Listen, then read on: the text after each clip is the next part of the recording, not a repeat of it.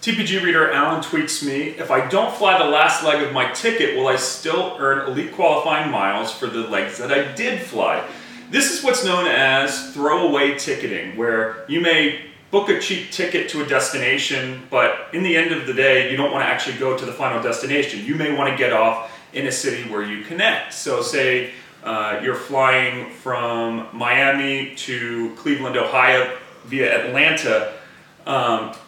That may be only $300, but flying that first Miami-Atlanta leg is $600, simply because that's how it's priced between those cities. Airline fare pricing does not necessarily mean that you pay more for each leg that you fly. Adding on legs can drastically reduce the cost of your ticket. So what happens if you fly and then just simply don't get on the plane for the last leg of your journey? Well, first off, make sure you don't have checked luggage, because that will continue on to the final destination, and if you don't board your flight and your bag's on there, it could create a security issue.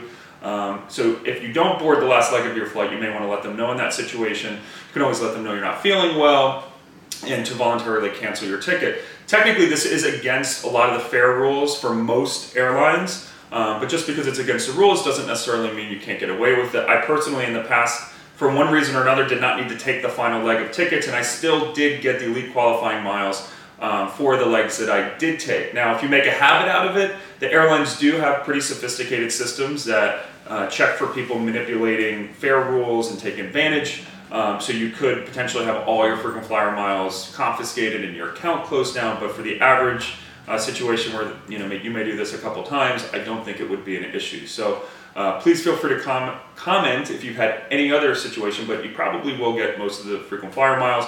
Just keep your ticket just in case, so you can fax it in to get the full credit. Any other questions, tweet us at The Points Guy and follow us on facebook.com/ThePointsGuy.